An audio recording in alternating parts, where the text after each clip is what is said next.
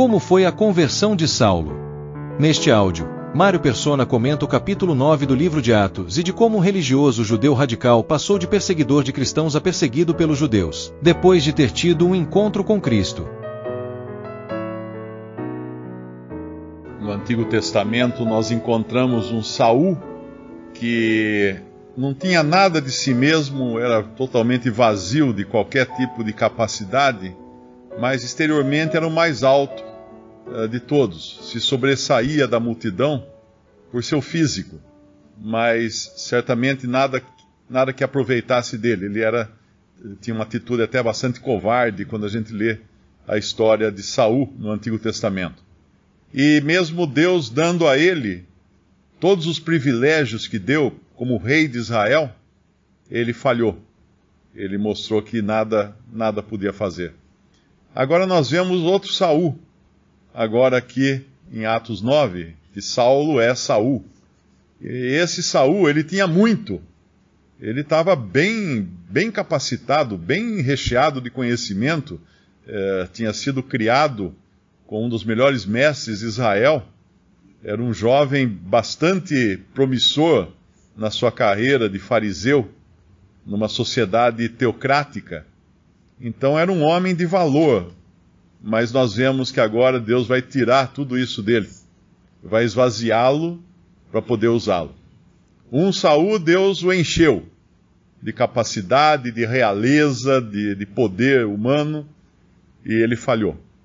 Outro Saul, Deus o esvaziou. Como ele mesmo, numa das cartas, ele fala que tudo que ele era que ele considerava como lixo, como monturo, perto do conhecimento de Cristo. E esse que Deus esvaziou, Deus vai usá-lo, e ele acabaria sendo um dos homens mais influentes da história da humanidade. Às vezes a gente não para pensar isso, mas Paulo, esse Saul, Saulo, que depois é chamado Paulo, foi e é um dos homens mais influentes, tirando o Senhor Jesus Cristo, um dos homens mais influentes da humanidade. Nós podemos falar de Maomé, Maomé, a influência dele dura até hoje, 1400, 1500 anos depois da sua morte, mas a influência de Paulo é a influência divina, através dele, através dos seus ensinos. Muitos até que são contra o cristianismo, acusam o cristianismo de ter sido uma invenção de Paulo, não uma coisa que o Senhor Jesus tivesse ensinado. Existem alguns grupos que se dizem cristãos que rejeitam as epístolas de Paulo e se concentram nos evangelhos, dizendo que é só ali que está a verdade, e Paulo só inventou coisa nova que não era vontade de Deus. Mas nós sabemos que não é assim. E aqui nós vamos ver esse homem como um emissário do judaísmo. Ele sabia que o líder dos cristãos estava morto. Ele sabia que Jesus tinha sido morto na cruz. Nós não sabemos se ele conheceu pessoalmente o Senhor Jesus, se ele viu a crucificação, nós não sabemos. Mas ele sabia que estava morto, o líder dessa seita nova de revolucionários que seguia um homem que se declarava rei dos judeus. Ele sabia que estava morto. Então agora a tarefa dele era eliminar os seguidores. Como acontece com qualquer movimento terrorista ou revolucionário, primeiro corta-se a cabeça e depois elimina-se os seguidores. E aí a surpresa dele vem que ele encontra a cabeça.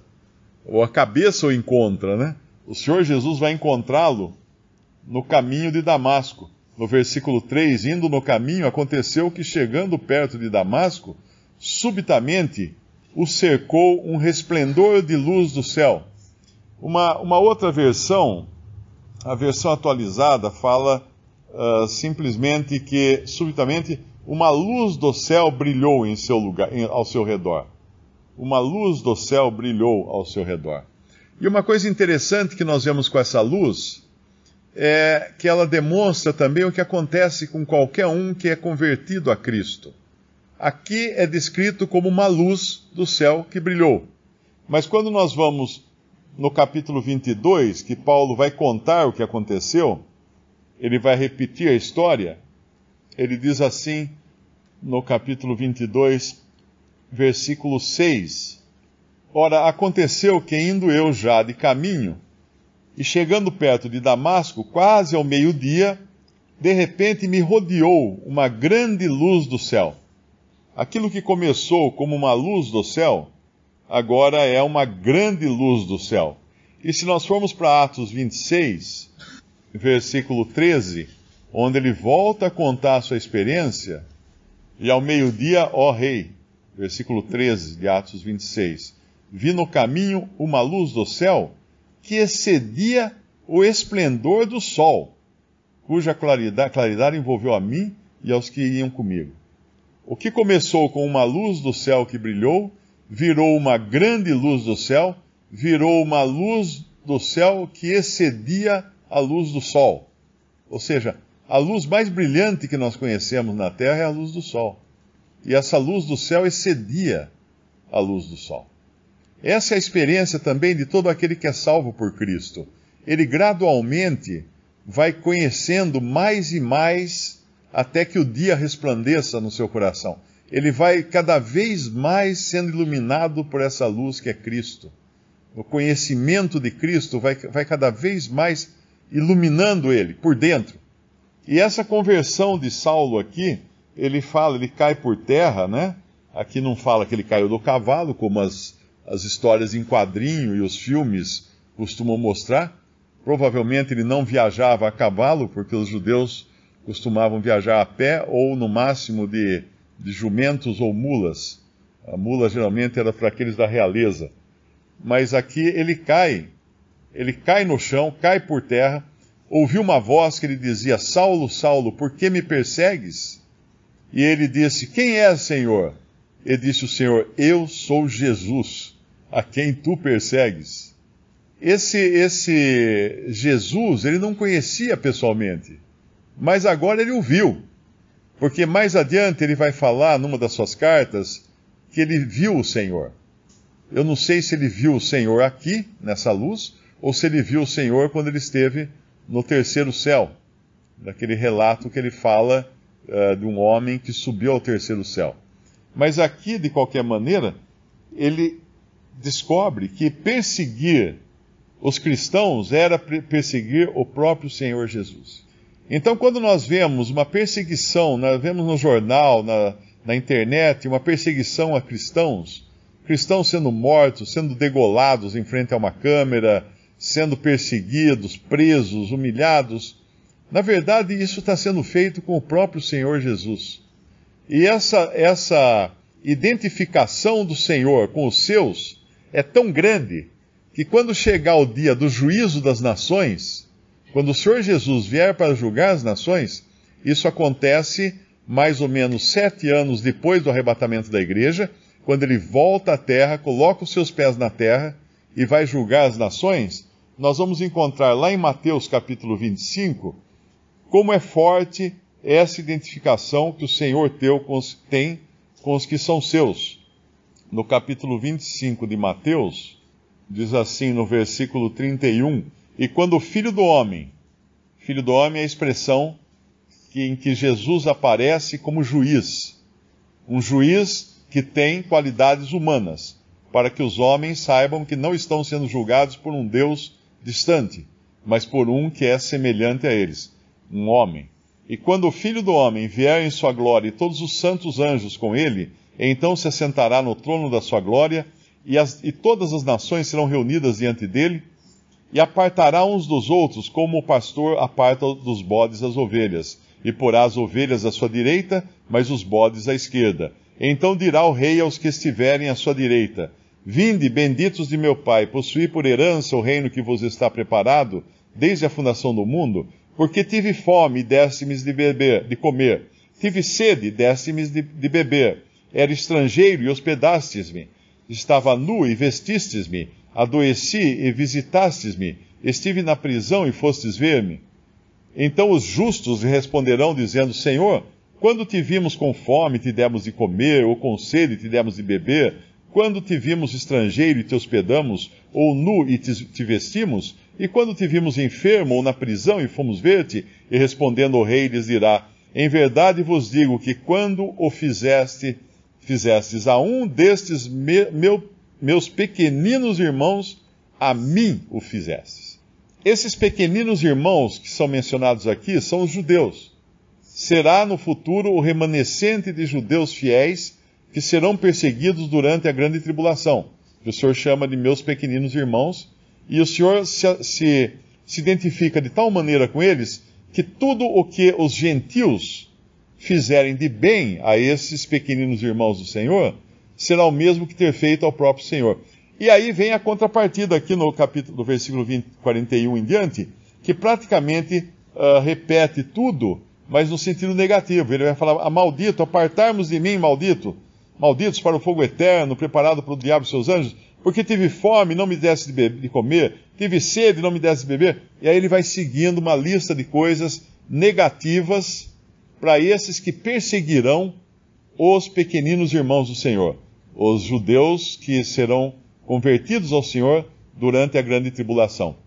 Agora, essa mesma identificação nós vemos aqui agora com os cristãos. Nesse atual período, o Senhor se identifica com os que são dele, que são os cristãos. Mas é claro que o Senhor também não deixa de se condoer pelos que são seus do povo de Israel. Porque um princípio que ele estabeleceu lá no Antigo Testamento era o de que quem mexesse com aquele povo de Israel que ele escolheu, mexeria com a menina dos seus olhos. Ou seja, não é bom mexer com judeus. Não é bom maltratar judeus.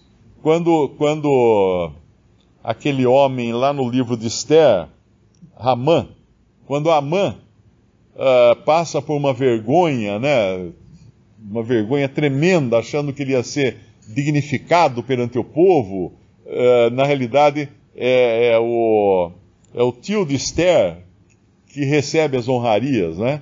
E aí Hamã tem que andar pelas ruas da cidade, puxando o cavalo do rei e gritando, né, do homem que o rei honra, etc, etc. E quando Hamã chega na casa dele, assim, arrasado completamente, a mulher conta tudo o que aconteceu, a mulher fala para ele assim, se esse por quem você caiu, né, diante de quem você foi humilhado, for judeu, não vai ter, você não tem mais jeito, você está perdido.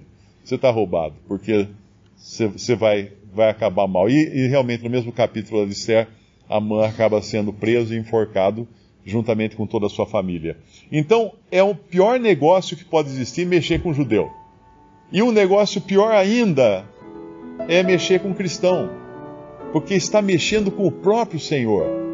Essa identificação com o Senhor, nós vamos encontrar até mesmo na doutrina que foi dada à igreja no capítulo 12 de 1 Coríntios, quando o Senhor fala do seu corpo, que é a igreja. O corpo de Cristo é formado por todos os salvos, sem exceção. Ah, mas tem o fulano ali que é da igreja X, tem o ciclano da igreja Y. Não importa, ele foi salvo por Cristo. Ele crê em Jesus como seu Salvador. Ele tem a vida nova agora. Ele tem o Espírito Santo habitando em si. Ele é um filho de Deus, ele é membro do corpo de Cristo. Isso não se pode negar de maneira nenhuma. E ele, quando fala lá no capítulo 12 de 1 Coríntios, ele vai falar o seguinte no versículo 12, porque assim como o corpo é um, e tem muitos membros, e todos os membros, sendo muitos, são um só corpo, assim é Cristo também. Pois todos nós fomos batizados em um Espírito. Quando aconteceu isso, Paulo? Isso aconteceu lá em Pentecostes, quando Paulo não era nem convertido ainda. Pois todos nós fomos batizados em um Espírito, formando um corpo. Esse é o batismo do Espírito Santo. Quando alguém vem e fala assim, você precisa ser batizado com o Espírito Santo. Ok, me arrume uma máquina do tempo, eu terei prazer em voltar 2000 anos atrás, até o dia de Pentecostes, lá em Atos 2, para ser batizado com esse Espírito Santo que você está falando. Mas não é isso. O batismo do Espírito Santo aconteceu naquele dia em Atos 2, no dia de Pentecostes, durante a festa de Pentecostes, que era a festa dos judeus. Pois todos fomos batizados, em 1 Coríntios 12, 13, em um Espírito, formando um corpo, quer judeus, quer gregos, quer servos, quer livres, e todos temos bebido de um Espírito. porque também o corpo não é um só membro, mas muitos. Se o pé disser, porque não sou mão, não sou do corpo, não será por isso do corpo? Se a orelha disser, porque não sou olho, não sou do corpo, não será por isso do corpo? Se todo o corpo fosse olho, onde estaria o ouvido? Se todo fosse ouvido, onde estaria o olfato? E aí ele vai continuar dizendo, dos membros do corpo, que é o corpo de Cristo. Quando ele vai falar lá de... Eu acho que tem a ver isso, quando ele fala do tribunal de Cristo, 1 Coríntios 6, a 3, né? 3:17. No versículo 16, ele fala assim, não sabeis vós que sois o templo de Deus e que o Espírito de Deus habita em vós? Se alguém destruir o templo de Deus, Deus o destruirá, porque o templo de Deus que sois vós é santo. Agora imagina que essa mesma identificação que o Senhor tinha com a igreja, com os seus, individualmente, que estavam sendo perseguidos por Paulo, estavam sendo mandados à morte por Paulo, é a mesma identificação que ele tinha lá nos evangelhos, ele terá no futuro com os seus pequeninos irmãos, que são os judeus, que serão perseguidos, e a mesma identificação que ele tem dentro do corpo, com os diferentes membros do corpo de Cristo, que são organicamente ligados ao Senhor Jesus, a cabeça que é Cristo, e é a mesma identificação que ele tem com cada um individualmente, que ele chama de templo de Deus, porque é habitado pelo Espírito Santo de Deus. Juntando tudo, não é pouca coisa ser cristão. Não é pouca coisa. E quando Paulo se converte lá em Atos 9, nós vemos que o processo começa com ele ouvindo a voz do Senhor, e a nossa conversão começou também quando ouvimos a voz do Senhor pregada na sua palavra. Esse foi o ponto de partida da nossa conversão, claro, deixando sem considerar a nossa eleição, né, antes da fundação do mundo, mas a nossa vida nova veio através da palavra de Deus que gerou vida em nós, pela aplicação do Espírito Santo, e aqui Paulo vai ter essa transformação agora, pela palavra do Senhor Jesus. Ele vai, no versículo ele figuradamente, ele cai e se levanta em seguida, né, mas se levanta como um novo homem, mas ele vai sair daqui, dessa experiência, cego. No versículo 9, aquele grande Paulo, grande sábio, que conhecia tudo de judaísmo, no versículo 8 fala, guiando-o pela mão, o conduziram a Damasco. Precisou ser guiado pela mão como um cego qualquer. E esteve 3 dias sem ver, e não comeu, e nem bebeu. Então, esse é o primeiro ponto daquele que creu em Cristo, ele fica cego. Tudo aquilo que fazia sentido para ele não faz mais sentido agora. Ele deixa de enxergar as coisas que ele enxergava antes. Porque o Senhor vai abrir a visão desse novo convertido, vai tirar as escamas dos seus olhos, para que ele veja coisas completamente novas. E agora, aqui em Damasco, é claro que esse que perseguia os cristãos vai causar um alvoroço, né? Ele chega em Damasco, é como o gato chegar na toca dos ratinhos. Quer dizer, nenhum deles vai ficar tranquilo. E esse Ananias, que é o primeiro com quem o Senhor coloca Paulo em contato, ele vai colocar as mãos sobre Paulo em sinal de comunhão com Paulo, ou com Saulo, e vai o chamar de irmão. Agora, isso aqui derruba por terra toda a ideia de clericalismo, porque um homem tão importante assim, que seria usado tanto na obra de Deus, como que ele poderia ser, vamos usar a palavra aqui do meio religioso, né? Ordenado por um leigo. Esse Ananias era um leigo. Paulo teria que ser lá com Pedro, com outro apóstolo, para ser, entre aspas, ordenado. Mas não. Isso não tem nas coisas de Deus. Ele usa quem ele quer. E ele vai usar esse simples Ananias para agora falar com Paulo, fazer com que, através dele, as escamas dos seus olhos, dos olhos de Paulo, caiam. E aí o Senhor, então, vai falar com Paulo agora, vai, no versículo 15, porque vai falar com Ananias, né? Vai, porque este é para mim um vaso escolhido, para levar o meu nome diante dos gentios e dos reis e dos filhos de Israel, e eu lhe mostrarei quanto deve padecer pelo meu nome. E aí Ananias então vai chamar Saulo de irmão no versículo 17. E Saulo vai sair dali cheio do Espírito Santo. Que obra maravilhosa Deus faz na vida desse homem. E ele vai a cada dia mais se lembrar daquele momento em que a luz brilhou, como uma luz cada vez mais brilhante, cada vez mais preciosa ao seu coração, como é também na vida de um crente em Cristo. O verdadeiro convertido Saulo ora, que é como Ananias o encontra orando. O falso convertido Simão, o mago, pede para Pedro orar por ele. Essa é uma das características de um verdadeiro convertido. Ele ora. Visite Respondi.com.br. Visite também 3minutos.net.